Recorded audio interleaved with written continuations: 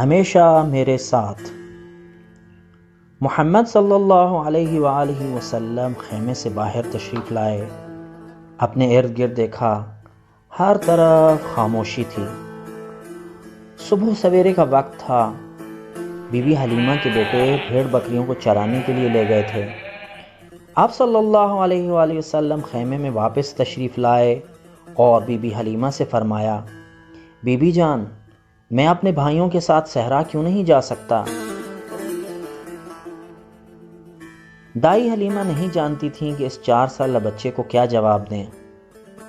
4 سال تھے کہ محمد صلی اللہ علیہ وآلہ وسلم کو مکہ سے صحرا لایا گیا تھا تاکہ صحرا کی صاف ستھری فضا میں محمد صلی اللہ علیہ وآلہ وسلم کو بڑا کر سکیں اور پھر ان کے گھر والوں کو باحفاظت لوٹا سکیں۔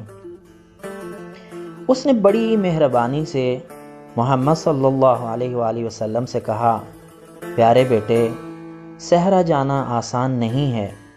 صحرا میں شدید گرمی ہوتی ہے اور بھیڑیے، سانپ اور بچھو کا خطرہ بھی ہے۔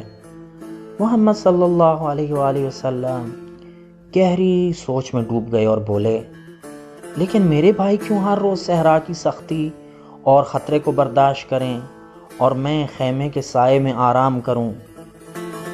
تو کیا آپ چاہتے ہیں کہ ان کے ساتھ صحرا جائیں؟ سورج طلوع ہو چکا تھا، بھیڑ بکریوں کی آواز سنائی دے رہی تھی۔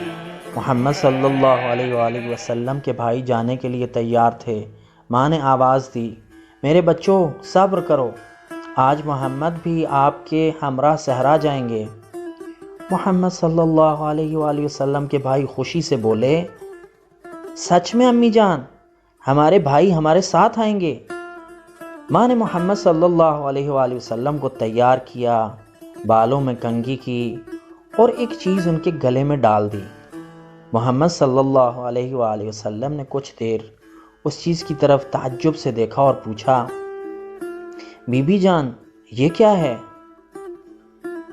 بی بی حلیمہ نے جواب دیا، یہ صحرا کے تمام خطرات سے آپ کی حفاظت کرے گا۔ محمد صلی اللہ علیہ وآلہ وسلم کے چہرے مبارک پر ناراحتی کے آثار ظاہر ہوئے۔ اس چیز کو گلے سے اتارا اور ادب سے فرمایا، یہ کسی بھی کام نہیں آ سکتا۔ میرے ساتھ وہ ذات ہے جو ہمیشہ میرے ساتھ ہے اور ہر جگہ میری حفاظت کرتی ہے۔ بکریوں کا ریوٹ چل پڑا اور ان کی آواز صحرا میں گونج رہی تھی۔ بی بی حلیمہ خیمے کے سامنے کھڑی تھیں اور محمد صلی اللہ علیہ وآلہ وسلم کے جملوں پر غور کر رہی تھیں۔